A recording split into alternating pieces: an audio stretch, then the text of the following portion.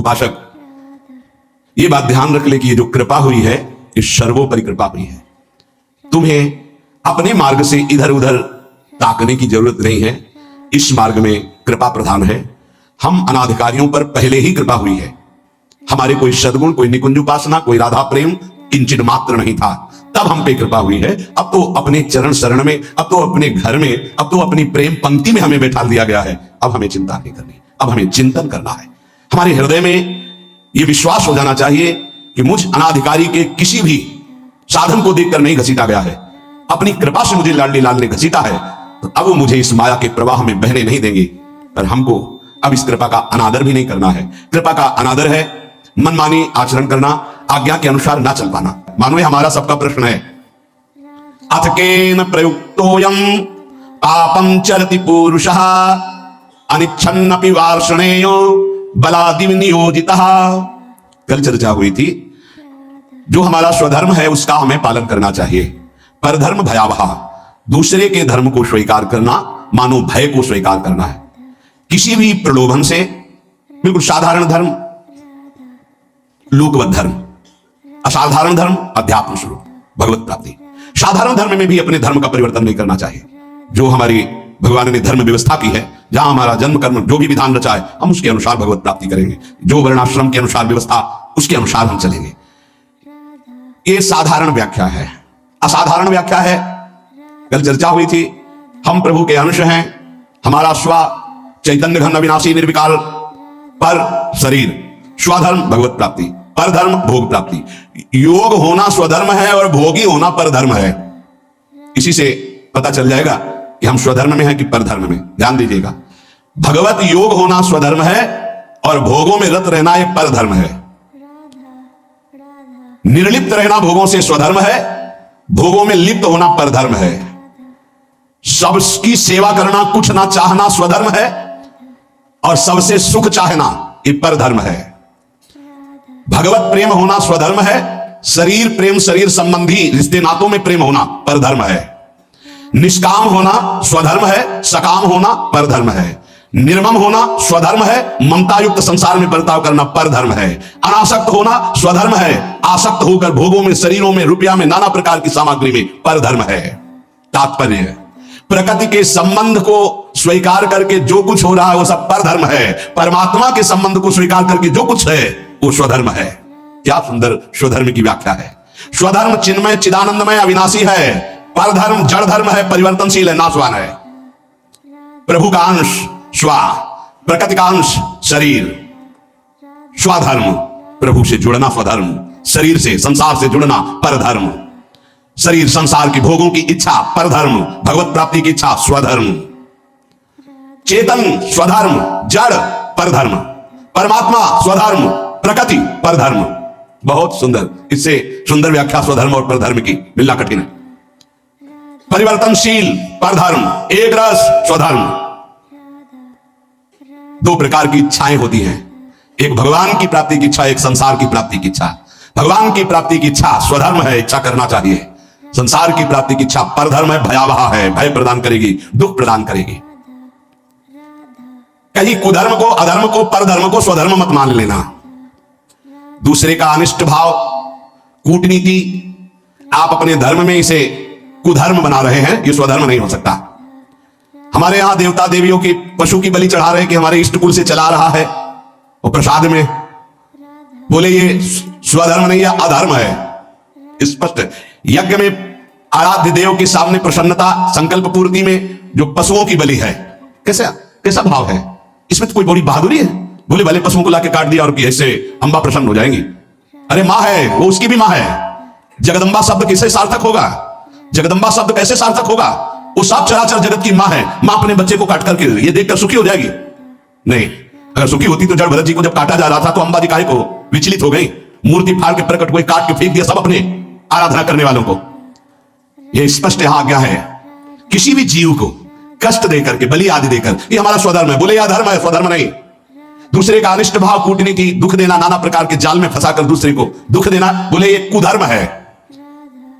मनमानी आचरण, शास्त्र विरुद्ध आचरण अधर्म है। और अपने लिए जो निषिद्ध निषेध करता है शास्त्र, दूसरे वर्ण, आश्रम, दूसरे धर्म मार्ग का नहीं, ये परधर्म है। कुधर्म, अधर्म, परधर्म का त्याग करके स्वधर्म में चले तो उसका परम कल्याण हो जाता है। तो अर्जुन ने कहा, महाराज इच्छा नहीं है कि हम पाप करें पर हमसे पाप हो जाता। ये अर्जुन जी का प्रश्न नहीं, ये तो भगवान कृपा करके अर्जुन जी के हृदय से प्रश्न करवा रहे हमारे लिए। जैसे कई लोग प्रश्न करना तो नहीं चाहता पर पाप हो जाता है, पाप करते हैं, चाहते नहीं पर पुनः पता नहीं, ऐसा लगता है कि कोई हमारे ऊपर सवार हो गया, हमसे करवा लिया। अथकेन प्रयुक्तोयम पापम चरति पुरुषः अनिच्छन्नपि वार्ष्णे बलादिव नियोजिता। हे वार्ष्णे, ना चाहता हुआ ये मनुष्य जबरदस्ती जैसे कोई पाप करा लेता है। ये कौन है जो पाप आचरण करा लेता है? बहुत समझने का विषय है। जो थोड़ा विचारवान पुरुष है, पाप से डरना चाहिए, ये बहुत कष्टप्रद होता है। वो पाप नहीं करना चाहते, अनिच्छिन्न, उनकी इच्छा नहीं कि हमसे कोई ऐसा पाप बने, पर पाप कर्म कर बैठते। ये है कौन जो पाप करा देता है? इच्छा तो नहीं ना। लोग कहते हैं मेरी इच्छा नहीं थी, फिर पाप कैसे हो गया? तो हम मानते हैं कि आप विचारशील हैं, पाप नहीं करना चाहते, पर भीतर जो पाप कराने की इच्छा है उसको तुमने देखा? क्या है पाप? भोग भोग करके सुखी होने की इच्छा। भोग भोग करके सुखी होने की इच्छा, इसको तुमने नहीं देखा, यही पाप कराती है। भोगों में सुख है, ये जो तुम्हारे अंदर बैठा हुआ यही पाप करा रहा है। नहीं, दुख वाला भला आचरण करके दिखाओ, इसका परिणाम जो है वर्तमान में भी दुखद और भविष्य में भी दुखद। आप बिल्कुल कदम नहीं रखेंगे, आपकी सुख बुद्धि होती है। अभी हम छीना झपटी करके चोरी कर ली चैन की, मोबाइल की 10-20 हजार मिल जाएंगे, उससे अच्छा भोग होगा। चोरी, हिंसा, व्यभिचार, जुआ, जो भी निषिद्ध कार्य होते हैं, अंदर से सुख की लालसा होती है। अनिच्छिन्न केवल उसका यह कहने का है कि वैसे मेरी पाप करने की तो इच्छा नहीं थी, लेकिन भोग सुख की इच्छा ही पाप का मूल है। बलाद्यु नियोजिता। अर्जुन जी कह रहे हैं फिर ये बलात् मुझसे कौन पाप करवा लेता? मेरी इच्छा तो पाप करने की नहीं। ये संसार में सुख है, भोगों में सुख है, अंदर जिसके ये बैठा है वो पाप किए बिना रह नहीं सकता। जैसे दुर्योधन भगवान को कह रहा है कि जानामि धर्मम न च मे प्रवृत्तिर्, जानाम्य धर्मम न च मे निवृत्तिः, केनापि देवेन हृदय स्थितेन यथा नियुक्तोस्मि तथा करोमि केशव। मैं धर्म को जानता हूं पर उसमें मेरी प्रवृत्ति नहीं है, मैं अधर्म को भी जानता हूं पर उससे मेरी निवृत्ति नहीं है। ऐसा लगता है कोई देवता मेरे हृदय में बैठकर करवा रहा है, क्योंकि मैं धर्म जानता हूं। वो देवता है सांसारिक सुख भोग की प्रबल इच्छा, और कोई देवता नहीं। दुर्योधन ने जिसे देवता कहा यही काम है, यही भोग इच्छा है। मनुष्य विचार पूर्वक जब तक इस भोग इच्छा का त्याग नहीं करेगा तो वो नहीं चाहता कि पाप हो, पर उससे बलात् पाप होंगे भोग इच्छा से। इस भोग में सुख है। केन प्रयुक्तोयम पापम चरति अनिच्छा। कौन है जो इच्छा ना होने पर भी जबरदस्ती पाप करा रहा है? श्री भगवान कह रहे काम एष क्रोध एष रजो गुण समुद्भव महासनो महापापमा विद्धे नमिहि वैरिणम। अर्जुन, ये रजोगुण से उत्पन्न हुआ काम, यही पाप का मुख्य कारण है। भोगों में सुख है, काम। अब देखो आज की हमारी समाज की धारा किधर बहती जा रही। ये जो बच्चे परस्पर मित्रता, boyfriend girlfriend, live in relation, ये जो आज के नई पीढ़ी में रोग लग गया है और इसे स्वीकृति भी है, नाश की तरफ हमारी समाज की वृत्ति जा रही। जहां संयम, जितेंद्रियता, ब्रह्मचर्य, परम पवित्र शरीर, फिर पाणी ग्रहण और आदि आदि आदि, वहां कोई धर्म शास्त्र का भय नहीं, कोई गुरुजनों का भय नहीं, कोई भगवान का भय नहीं। शास्त्र हमारा प्रधान कानून है। वेद, पुराण, पौराणिक, ब्रह्म ऋषि, ये हमारे परम कल्याण के लिए जो सूत्र बोले, ये अगर हम वैदिक सिद्धांत, शास्त्र सिद्धांत, गुरुजनों की वाणी की वृत्तियों को नहीं पहचानेंगे, नहीं सुनेंगे, नहीं समझेंगे, तो हमारी वृत्तियां हमारा नाश कर देंगी। कौन है जो ये पाप करा रहा है? भगवान कह रहे रजोगुण से उत्पन्न हुआ ये काम ही पाप का मुख्य कारण है, और यही क्रोध रूप में परिणित हो जाता है। बहुत खाने वाला महापापी, ये बैरी बहुत ही नाश करता है। इस विषय में सबसे बड़ा दुश्मन ये काम है। ये रजोगुण से उत्पन्न हुआ है, ये राक्षसिक काम उत्पन्न होता है। बहुत बहुत इसको सीमा में किया गया है। भगवान ने आगे वर्णन किया है कि धर्मयुक्त काम मैं हूं। भगवान धर्मयुक्त काम मैं हूं। पाणिग्रहण संस्कार करके घर गृहस्थी में संतानोत्पत्ति के लिए जो चेष्टा है, काम चेष्टा, वो धर्म में बांधकर निर्विकार होने के लिए, उसे बेविचारी बनाने के लिए नहीं है। एक सीमा में बंद करके, एक ऐसे शास्त्रीय पद्धति के अनुसार चलने से निष्कामता आ जाए। किसी धर्मपूर्वक एक को स्वीकार करके जब तो घृणा हो जाएगी। आप देख लेना, जब से मोबाइल आया और इसके दूषण वृत्तियों को स्वीकार किया तो हमारी नई पीढ़ी बहुत हानि को प्राप्त हो गई। जो नए सिद्धांत अन्य जनों के आए, अन्य प्रांतों के देशों के, वो बहुत हानिकारक हो गए। ये भारत है, धर्म देश है। शांति प्राप्त करने के लिए विदेशी जन भी हमारे धर्म गुरुओं की शरण होते हैं, हमारे देश के सिद्धांत, धार्मिक सिद्धांत को स्वीकार करते हैं। देख लीजिए, धोती, चोटी, माला वो धारण करते हैं, और उनका उतरैल हम धारण करते हैं। फटे यहां से पैंट, जान दिख रहे। अरे सिल्लू भाई बोले नहीं वो बड़े आदमी का फैशन है। वाह भाई, गांव में तो अगर कहीं फट जाता था तो कहते तुम्हारा कपड़ा फटा सिल्लू भाई, तो चलो गरीब आदमी उसी लेता था। आज बड़े आदमी होके फाड़ के घूमते हैं यहाँ से। एक दो बार तो हमने भी पूछा तो फिर इन लोगों ने बताया टूकना नहीं, क्यों बोले ये फैशन है। तो हमें लगा कि अच्छा, हम तो कह रहे थे भैया तुम्हें पता है तुम्हारा पैंट फट गया है। अरे शरीर ढकने के लिए वस्त्र है, वस्त्रों का प्रयोग, यहां फटा यहां फट दी, जितना फटा उतना बड़ा आदमी। तो हमें लगता है कि ये तो बहुत मतलब विचित्र कोटि की बुद्धि है। कपड़े पहने जाते हैं तन ढकने के लिए, फट गए तो सिल लिए जाते हैं, बोले जितना फटा उतना महंगा। वह बुद्धि भ्रष्ट है। भी तो आप जाके बाजार में फटा कपड़ा लाते हो और पहनते हो, अब नवीन बोले विदेशी मतलब। तो हमें लगता है कि हमें अपने भारत देश का जो धर्म है वो शांति प्रदान करता है, क्योंकि शांति लेने के लिए आप काशी में जाइए, आपको लाखों विदेशी जन मिलेंगे जो धर्म गुरुओं के चरणों में बैठ करके हमारे मोक्ष सिद्धांत को, ये सिद्धांत कहीं नहीं मिलेगा आपको। जीवन मुक्तता, परमहंस अवधूत मोक्ष पदवी या भगवत प्रेम, ये आपको यही मिलेगा। नहीं, नर्क स्वर्ग की बात है, इसके आगे तक की कहीं बात नहीं है। अगर मोक्ष पदवी जीवन मुक्तता तो यहां की बात है। ये काम बचपन से जहां थोड़ी चेतना जागृत हुई तो ये राक्षस सवार हो जाता है बुद्धि में। अब भय धर्मशास्त्रों का, गुरुजनों का, समाज का, तो इस राक्षसी प्रवृत्ति को शासन में रखा जाता था। अब वो भय नहीं रह गया। हम कहते हैं अगर मित्रता करो तो आजीवन निर्वाह कर ले जाओ उस मित्रता को। चलो भाई भगवान जैसा युग धर्म के अनुसार तो कम से कम एक का जीवन स्वीकार किया तो आजीवन उसी को स्वीकार करे रहो। ये काम है, क्रोध है, रजोगुण समुद्भवा, रजोगुण से उद्भव प्रकट होने वाला ये राग, ये काम ही महान पापी है जो क्रोध रूप में परिवर्तित होकर के नाना प्रकार के हिंसा द्वेष प्रकट कर देता है। ये काम क्रोध में परिणित होता है। ये काम महापापी कभी ना अघाने वाला, इस विषय में तुम इसको महान दुश्मन जानो। ये कभी तृप्त नहीं हो सकता, चाहे सैकड़ों शरीरों को भोग लो, चाहे लाखों शरीरों को भोग लो, ये पाप के सिवा कुछ नहीं करवा सकता। ये केवल वासना बढ़ती रहती है। वासना अब की बार शायद, अब की बार इस अवस्था में नहीं, इस शरीर में, इस शरीर में नहीं, इस भागता घूमता है। अनंत काल हो गए हमको भटकते भटकते।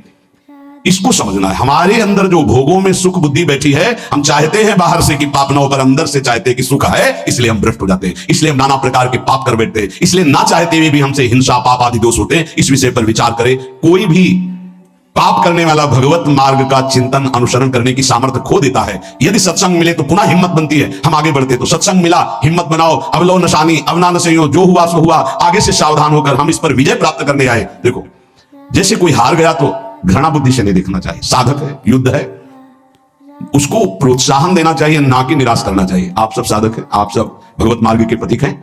अगर कभी चूक हो जाती है, कोई फिसल रहा है, तो हमें दौड़कर उसे उठाना है, ना कि ताली बजा के हंसना है।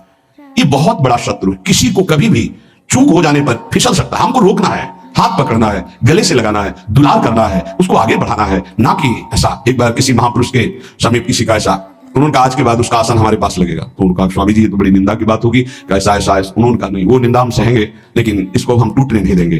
तो रो पड़ा साधक और कहने लगा स्वामी जी ऐसा प्यार तो हमें जीवन में कहीं नहीं मिला। बोले इससे भी अधिक मिलेगा।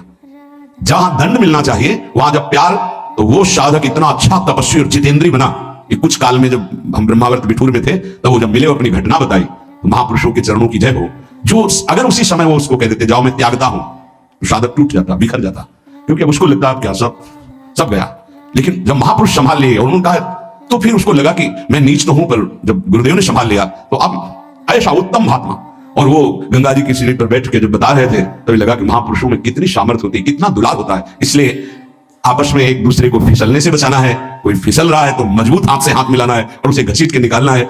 एक भी टोली में कोई बिखर न पावे, एक भी हमारे कोई टोली का दूसरा पक्ष ले न जा पावे। काम क्रोध लोभ मोह मद मत्सर, आप बहुत सामर्थ्यशाली हो, आप उसकी रक्षा करना, आप उसके भावों को सजाना, आगे बढ़ाना। प्रभु एक बार जो आपका शरणागत हो गया, सुनते हैं कि उसका नाश नहीं होता, नामे भक्ता प्रणश्यति। इतना भी सुना है कि अगर झूठा खेले तो साचा होए।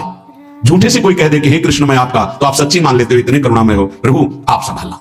हम जीवन में ये ध्यान रखें कि वास्तविक कोई भी साधक या कोई भी परमार्थ का पति पाप नहीं करना चाहता, पर अंदर एक इच्छा है जो पाप कराती है, जिसका नाम है भोग वासना, काम वासना। भगवान उसको कह रहे ये नित्य बैरी है, जल्दी मरने वाला नहीं है। इसलिए हम जब स्वयं बलवान नहीं होते तो बल का आश्रय लेते। मेरे बल सी वृंदावन रानी, हमने महारानी जी का आश्रय लिया है, गुरुदेव का आश्रय लिया है। हमारी चूक, हमारी गलतियां वो क्षमा करेंगे, हमें आगे बढ़ाएंगे। हम खूब नाम जप करें, कभी निरुत्साहित ना हो। हर स्थिति में हम भगवत प्राप्ति कर सकते हैं। आखिरी श्वास तक हम लड़ेंगे इन विकारों से, और प्रियालाल हमारा लड़ना देख करके वो राजी हो जाएंगे, हमें प्राप्त हो जाएंगे। पक्का विश्वास करो, विश्वास करो। यद्यपि भक्तानंद ने जो विषय इंद्रियन बस होए, कर्मठ कोटि जितेंद्रियन तेई समल है न कोई। यद्यपि वो विषय है, पर उसने श्यामा जी का आनंद आश्रय ले लिया। उसकी समानता करोड़ों जितेंद्री, करोड़ों कर्मकांडी संयमी नहीं कर सकते। इसलिए हम बाजी जीत गए। नागरी दास ये जन्म जितायो, बलिहारी बलिहारी। राधा